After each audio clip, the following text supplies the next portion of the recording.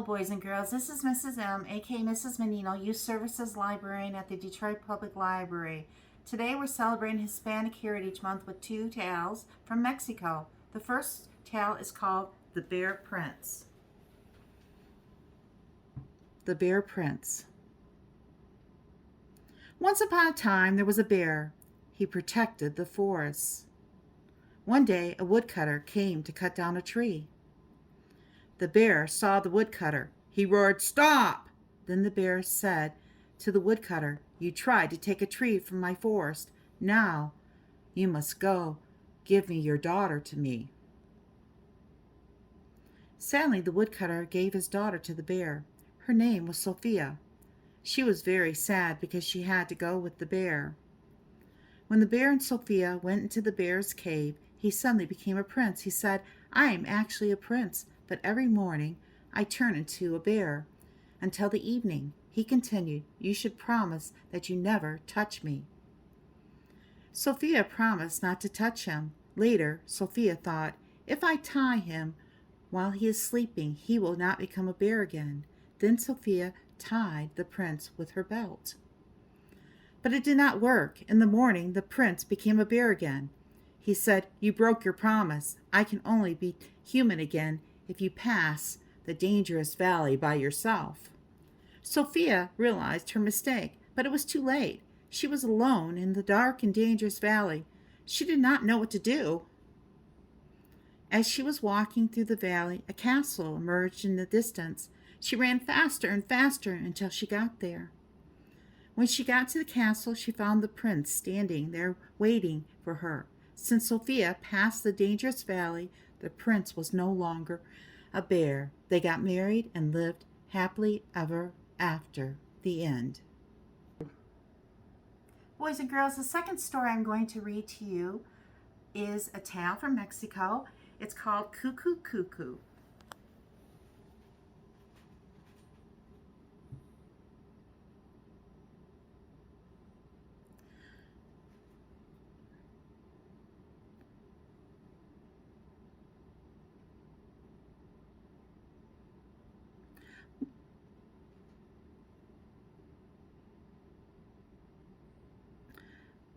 Cuckoo was a very beautiful bird.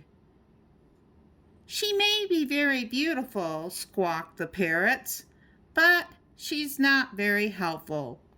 All she does is sing. Cuckoo, cuckoo, cuckoo sang all day and into the night.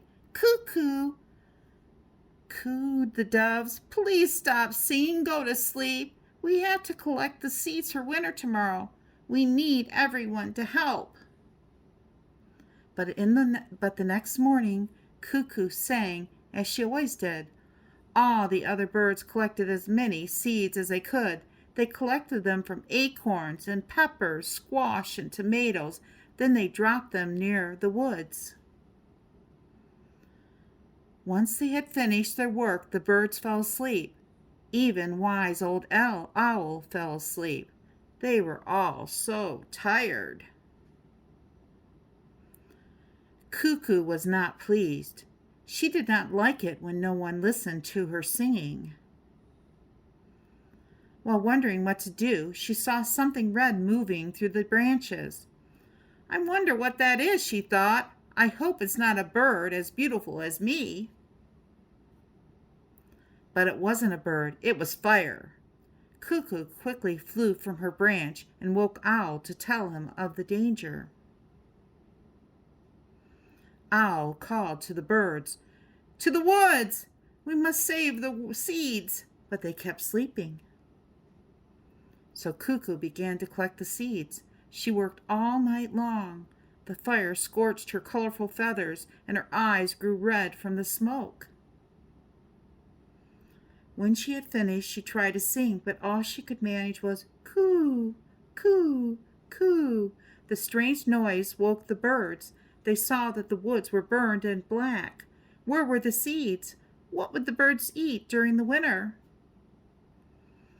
Then the birds saw an ash-colored bird circling above them. "Is that you, Cuckoo?" they called as they waited for the bird to land. The gray bird landed. It was Cuckoo. She told them that the seeds were safe. She had managed to collect them all.